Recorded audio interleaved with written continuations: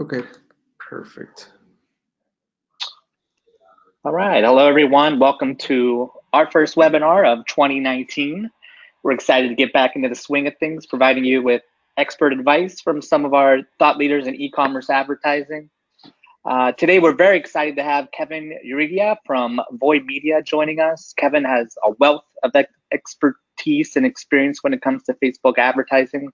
I'll let him get into the details on that, but this is definitely a topic we've heard time and time again from store owners that everyone knows it's an area that's important to master, but can be difficult building traction, especially right away. So Kevin's going to dive into that, provide some great insight and examples that will help as you put together your next Facebook campaign. So without further ado, Kevin, thank you so much for joining us today. Thanks so much, Frank. And yeah, my name is Kevin Uridia. I'm one of the founders of Void Media. So Void Media is an advertising agency that's been around for 3 years, and we specialize in growing a lot of e-commerce brands through Facebook ads and, of course, through creative paid strategies. So that's a little bit about Void Media.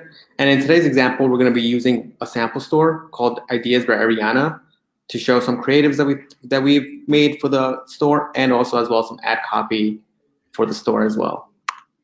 So that's great. And everyone, sorry, I just wanted to mention, just so everyone knows, we should have some time at the end for some Q&A as well. So if you want to go ahead and type out any questions you have throughout Kevin's presentation, we should be able to take some of those at the end. So, all right. Sorry about that, Kevin. Okay. And in today's agenda, we're going to be going over how to find audiences to begin selling immediately, which top of the funnel creatives you should be running to attract new customers to your store, and how to win back customers after they've left your store. So on Facebook, there are 3 ways to target people on Facebook. The first way is retargeting customers, existing customers, or website visitors. The second way is to target lookalikes of your current customers or website visitors. And the third way is targeting buckets of people who you have manually identified to be the best buyers for your product or service. And then I'm going to go over a little bit about these in the next 3 slides. So retargeting your existing audience. So you probably heard about retargeting. It's one of the most common ways how people use Facebook, especially if you're getting organic traffic or any other source of traffic, such as Instagram or from word of mouth. So when you retarget traffic on Facebook, it's usually people that have purchased your products before, or people that have been to your website through a paid traffic such as Facebook, but did not purchase yet. And how do you tell Facebook, who these people are? And there are 2 ways for this. One is upload your emails of your customers or prospects that you have, and the second way is install the Facebook pixel on your website. And then the second way to target people on Facebook is, you probably heard of as well, it's called lookalikes. And lookalikes are one of the best audiences that Facebook gives you. And the reason why is because you could tell Facebook, hey, these 1,000 people have purchased my product. Find me more people like them that are going to purchase my product or services. With lookalikes, one thing that you do have is that you can create lookalikes based on the country as well. So if you're international, you can create a lookalike in Canada, Australia, and New Zealand. This is really great for a lot of store owners because it allows them to expand really rapidly. And since these users have already purchased a product similar to maybe that you have in your store, they're more likely to buy and give you cheaper results as well. And then the way to do this, is installing the Facebook pixel, and as well as uploading your email list that you might have. And then the third way is the way that most new store owners start off with, and this is what we'll be going over more in the presentation, is defining your own targets or people to target on Facebook. And this way you use Facebook audience insights for this, but then you also use your own knowledge of your store to sort of find out who those people are. So for this sample presentation, we did a store that we have called Ideas by Ariana, and what we're going to be focusing on is on the yoga mats. So that's a collection that they have in their store. And yoga mats are a really popular audience, and the store has a lot of really clever yoga mats that we thought we would great for Facebook because it's one of those items that will stick out and it will stop users' attention on the Facebook feed. And that's sort of what you want to do when you're advertising or when you're creating your own product. How can it be funny? Can it be cute? Is it colorful? What will differentiate your product from other things that you see in the newsfeed? So since we're doing yoga mats, the most clear choice that we did for finding people on Facebook is the yoga interest. So as you can see in Facebook Audience Insights, you can see that the yoga interest has 45 million people active a month. So you as a business owner, this is great because you know that you could potentially sell to 45 million people every month because they're active on Facebook. And one thing to also notice in Audience Insights is that 75% of these people are women. So you know that when you're tailoring your emails, when you're tailoring your store, they should most likely probably be female-based, but that also is good for, let's say, a man that has a man yoga store. Then he knows that his target audience should be more tailored towards men with the colors or the language or the lingo that's being used to sell these products. So you can make your store even more niche than just yoga, for example. This is something. So for something here to consider too is that what Facebook Audience Insights tells you is that the people buying these products are in the range of 25 to 54. So when you're doing your targeting on Facebook, you can then select 25 to 54. That way it does narrow down your audience from, let's say, 45 million people to potentially could be 30 million people. So this gives you better reach and also will allow you to really target the people based on age in case you're selling some products that maybe someone 65 plus will not use. This is just one audience that you could use. The one thing about this audience, it is kind of large and it is kind of very generic. So what we always tell our clients and other e-commerce store owners is you may want to niche down. And in the next slide, we thought of some audiences that could be better and smaller and might be better use for your targeting. But this is really good once you sort of really found out what works and what sells, and then you want to just expand and get more sales. So the next audience that we have here, you will see that's only 2 million people. 2 million people is still a lot, but now you really have honed down your audience targeting. And here on the left-hand side, you will see that we just did hot yoga, Bikram yoga, and Vinyasa yoga, which are 3 subsets of the yoga interest. And here, this is great because now in your ad copy and in your creatives, you could potentially, mention one of these type of yogas that your product or service can do. That way, you're sort of helping the Facebook algorithm in the targeting of the customer, and also you can really resonate really well with the audience that you're targeting to. And again, here you could see that the audience is 83% women and average is between 25 to 54. So it goes well with the previous slide where we shows that the whole yoga interest is 25 to 54.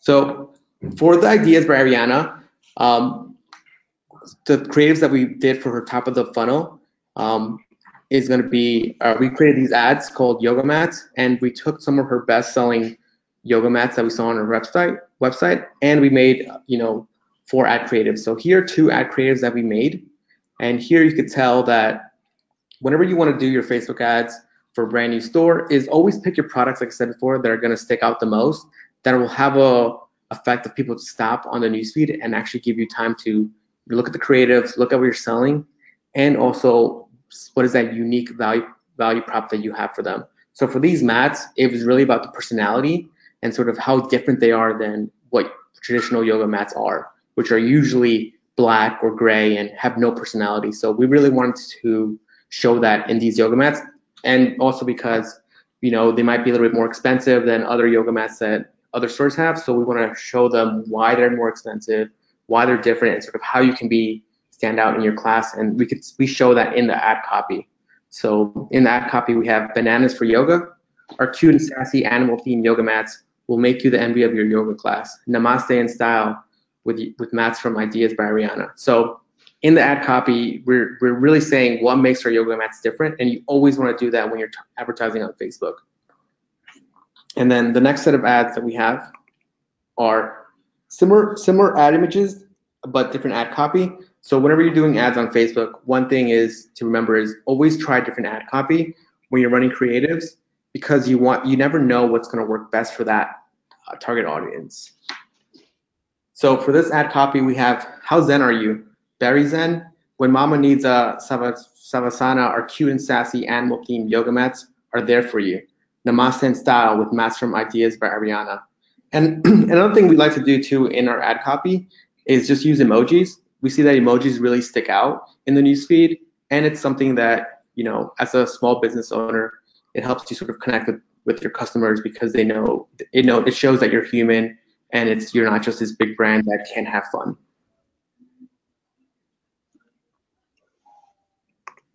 So the second type of campaigns that we want to be discussing when we're doing advertising on Facebook is what we call them, you know, retargeting campaigns or win-back campaigns.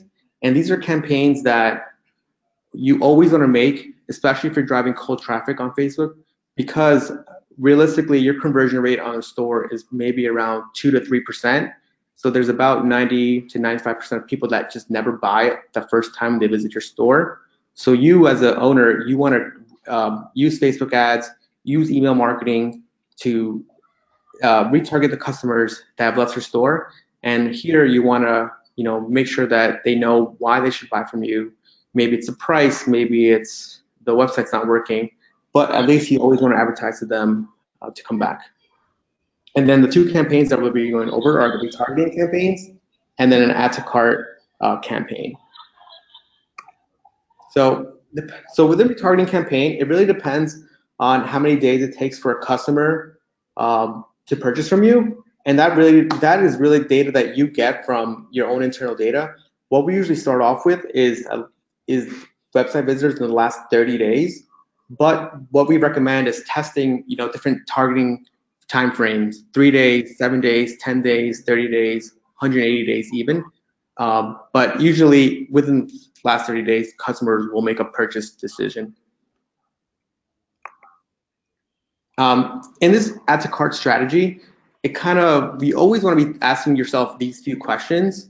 You know, you want to find out, why didn't they buy that first time? You know, is it the price? Maybe send them to compare page.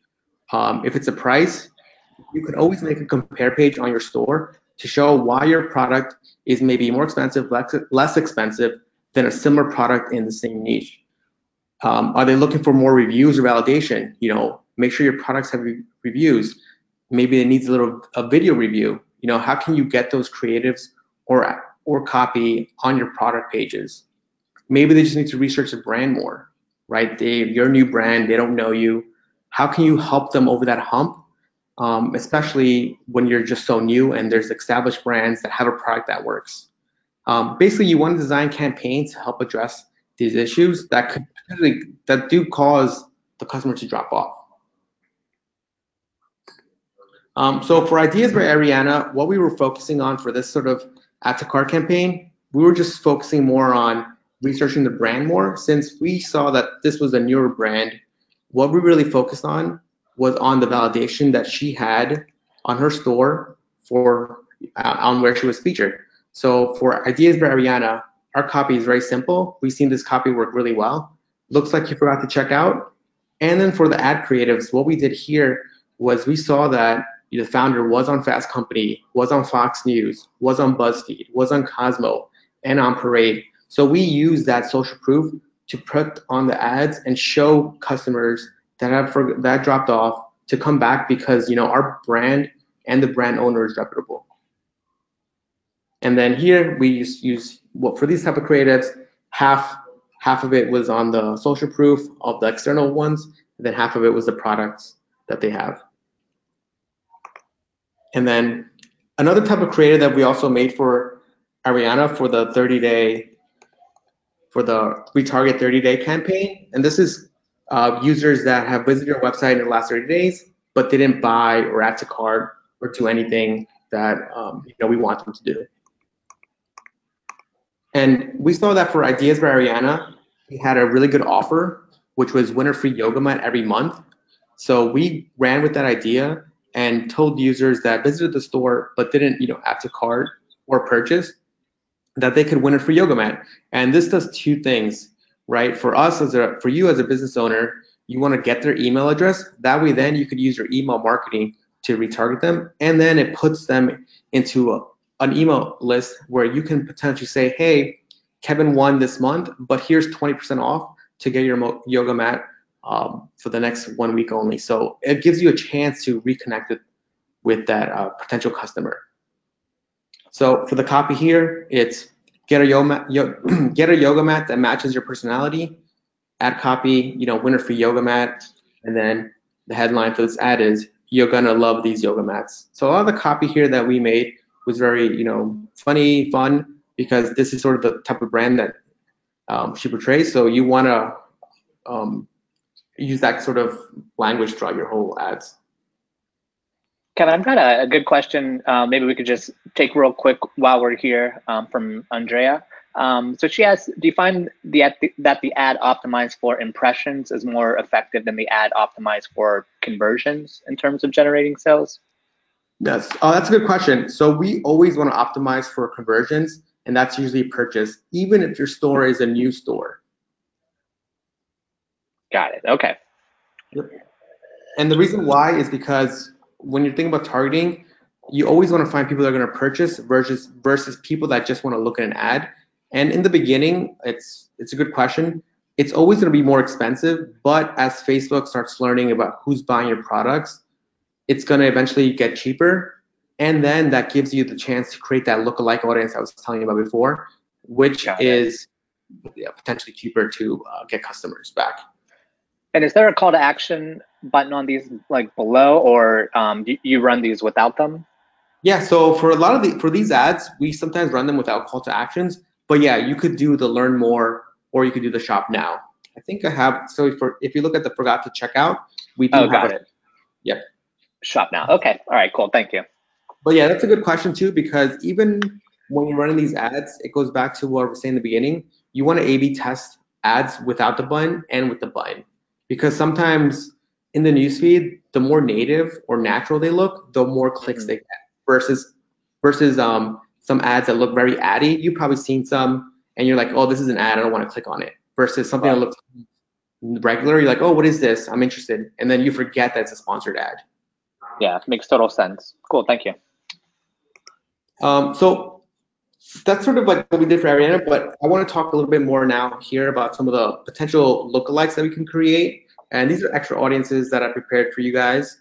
For cold targeting, for the lookalikes, we really want to do lookalikes based on previous customers, time spent on website. This is actually a new audience that Facebook gave us recently. And for here, you can find the top 10% of people that have stayed on your website, and even the top 25%. We've seen these work really well for a lot of customers. And that's something that we definitely want to try. Another big one is number of pages visited. And number of pages visited tells us a lot, because if we know that the users, maybe spending, let's say a user's visited 5 to 6 pages, it means they're really interested in what we have. So think about what creative or copy you can use to make them buy. Say, hey, like, we know that you're browsing around our website. Do you need something else? Do you want to call us? Do you want to know our shipping times? A lot of stuff that Facebook gives us, it's really dependent on the ad copy that you can give that user. That way, it's a relevant message to them. Another thing that we could do is layer demographic data, and then as well for Ideas by Ariana, another thing we want to try maybe is people that are married, newlyweds, or newly engaged.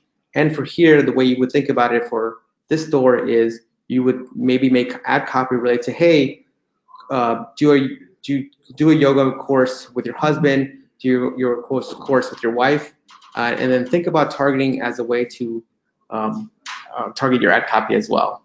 And then again, a big one here is segmenting the men and women, because for Ariana, it's a huge difference. So if you know that almost 80% of your customers are female, there's no point in wasting dollars towards men, because they're not going to buy as likely as the female audience is. And then the last type of retargeting that we want to think about too here is the re-engagement sort of strategy. And re-engagement is really big for us here at Voimeda because what we want to think about is how do we, after we want a customer, how can we get them to come back and buy again?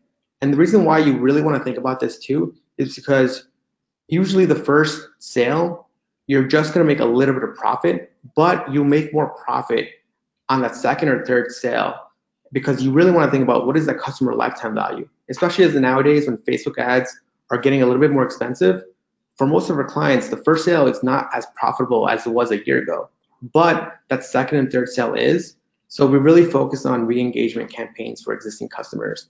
And two ways to think about it for Ideas by Ariana are, offer maybe a referral program. People love referral programs because they know that they'll win money, and then they're also their friends will then also be able to buy an item that they referred, and people feel good when they refer a product that's especially high quality and works.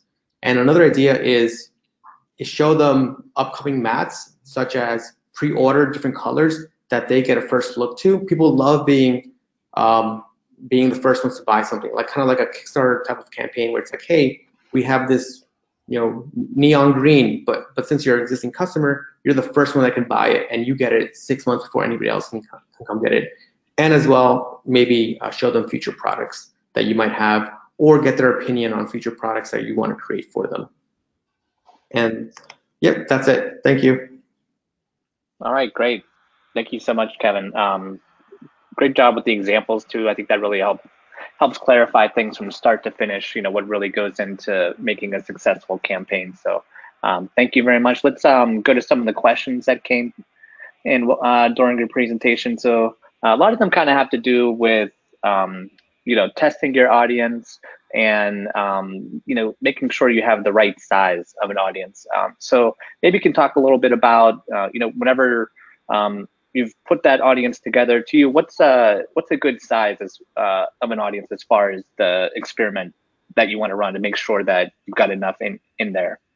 Yeah, so for audiences, we want to run something similar to this audience I have on here, between 1.5 million to 2 million people. And the reason why is because 2 million people, when you're doing your sort of conversion targeting, that will really hone that audience to maybe only about 500,000 to 600,000, because each objective is a sub-segment of the overall audience size. So that's why we always pick about 1.5 to 2 million people. And then here, that's sort of what at 2 million is usually what we decide here. Got it. Okay, great. And also, then I think, sorry, you can go ahead. Oh, and this also makes sense because when you make a lookalike audience, the audience size that Facebook does give you is about 2.1 million people. So that's sort of, where we also get that as well. Got it. Okay, great. So good. So that kind of addresses audience size. We're getting kind of a number of questions about daily budget, especially when you're testing something out. One person here says they've been using $35 as a budget that they're working with, and they're not really seeing much results there. To you, what's your advice on starting with a budget? Starting small and then building up. What's your advice and process for that? Yeah. So what the daily budget's a good question. So how we think about budget here is we try to figure out essentially what are your cost of goods. So let's say you're selling an item for $60 and it costs you maybe, and you want to pay $30 of conversions. That way you get about 2x, essentially 2x return on Facebook, right? So the daily budget, we would say minimum would be at least 3 to 5 times that target cost that you want to spend. So between 90 to 150 a day. And that's sort of how we think of budgeting on daily budgets. It really depends on the product you want to sell and how much money you want to make on that product. Got it. Okay, great. And then we have a couple questions here, kind of referencing the Facebook pixel. One question is, if I have products in different niches, should I have a different pixel for each niche? And someone else was just asking in general how the pixel works as far as interfacing with your website, how retargeting actually works. Maybe technically, if you want to talk a little bit about the Facebook Pixel and how that works. Okay, yeah. So the Facebook Pixel, it's basically a piece of code that Facebook gives you. So when you create an ad account, you have the option to also create a pixel, and it's a unique ID that's tied to your account, basically your own personal Facebook account. And what you do with it is just place it in the header or the footer of your website. And what that does is every time there's a visitor, essentially they get a cookie on their browser. So now Facebook Pixel reads that cookie and just sends you that data back internally. And then Facebook knows because the pixel is timestamped on when they visited. So then this allows you to create audiences based on time. So you can do 1 day retargeting, 3 day retargeting, 7 day retargeting, or even 180-day retargeting. That's actually the max amount of days. Okay. What was the second part? Sorry. So I think we also had a question about, let's see. Oh yeah, having products in different niches. Is it possible to have a different pixel for each niche, or do you just get one pixel per website? We've heard both, but what we like to do is just one pixel per website. And the reason why is because if you have one store, then one pixel per your store. But if you do have another store, then you want a new pixel. So there's kind of two separate ways. So if you have two stores, 2 pixels, but even one store that sells many different products, we say is just use one pixel because you want that one store to have all the data and have all the customer data given to you. That way you can use, then what you would do if you actually are selling products in different niches is just create an audience on Facebook based on URLs. So let's say you have kevin.com/yoga mats, kevin.com/water bottles. You would then segment your users based on the pages that they visited. Got it. Okay. All right. All right, great. So let's see. A good question here. What about using part of your budget to cross-market on Instagram or through Facebook Messenger? You have those options, right? Whenever you're setting it up, what's your recommendation as far as that? Do you use that? Does it influence the success of the ad in any way? Yeah. So when you're doing pure cold audiences, the two placements that we usually always click are just going to be the Facebook feeds and the Instagram feeds. And that's sort of because for a cold audience, you really want to show your ads on like the premium placements on Facebook.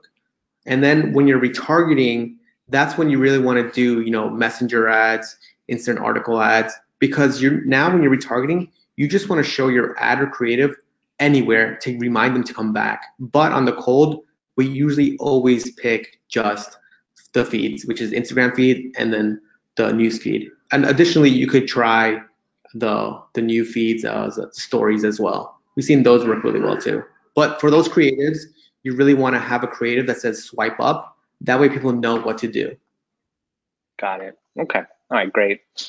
Okay, we've got a pretty good use case question here. So David wonders, how do I warm up my Facebook Pixel to optimize a second product I'm selling? He says he currently has a winning product, the film he directed. Way to go, David. Selling about 20K a month. And he has a second product line in his store, which are canvas prints. So he wants to know, do I designate something different at the campaign level of the Facebook ad account so the pixel knows to go after canvas buyers versus DVD buyers? Yeah, so for this, we definitely separated by campaigns. That way, the campaign optimization knows what you're looking to do. We wouldn't combine those two products into one campaign. So whenever you have a new product, even for just self-organization, we would just say to separate it as a new campaign. And also because a lot of the optimization now happens on the campaign level and on the ad set level. So any sort of tweaking will be stored on there versus transferring to another campaign, especially that's winning. And yeah, if you have a campaign that's winning and you want to test a new product, just do a new one. You don't want to mess up what's potentially working. Got it. Okay, great. All right, let's take one more question.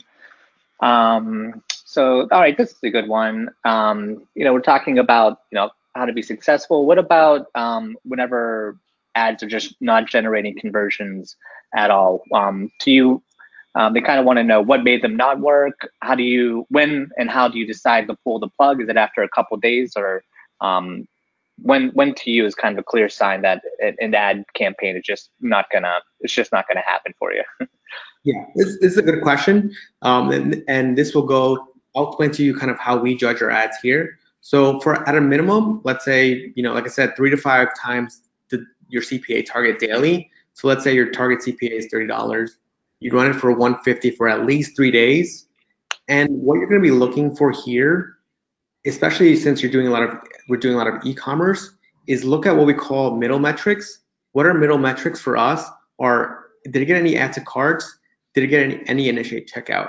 Those are the 2 key metrics that will tell you if an ad or audience is going to be a winner for you. And let's say you spend the 450 for 3 days and you have 0 add to carts, 0 initiate checkouts, then this is a bad one. Just kill it completely. But if you're seeing, for example, 100 add to carts, 80 initiate checkouts, and then no purchases, that means that, hey, this audience is winning, but maybe there's something in the checkout that's stopping them. Double check, is it actually working, your checkout funnel? That's kind of how we think about it. Is we look at what is that metric that will tell us that something kind of can work, and that's usually initiate checkout for us. Mm-hmm. Okay. All right. Great. All right, Kevin. Thank you so much. Great insight. Really appreciate it. We still have a lot of questions that came in that unfortunately we couldn't get to, but yeah, this is definitely a hot topic for store owners. So, Kevin, be great. Maybe we can do this again sometime and explore maybe another facet of Facebook advertising. But thank you so much. Right, guys. Yeah. For all that information. Yeah. I mean, if you have questions, you can just email me, Kevin@VoidMedia, and I'll try to help out.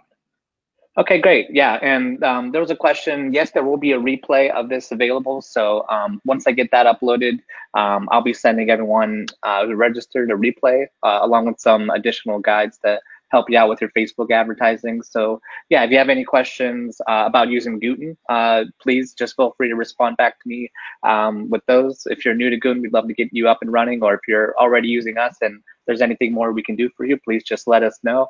And if you have more questions about Facebook advertising, please talk directly to Kevin. Void Media does some great work for e-commerce store owners. So yeah, great. Thank you so much, everyone, for attending and being a part of this. And again, Kevin, thank you so much.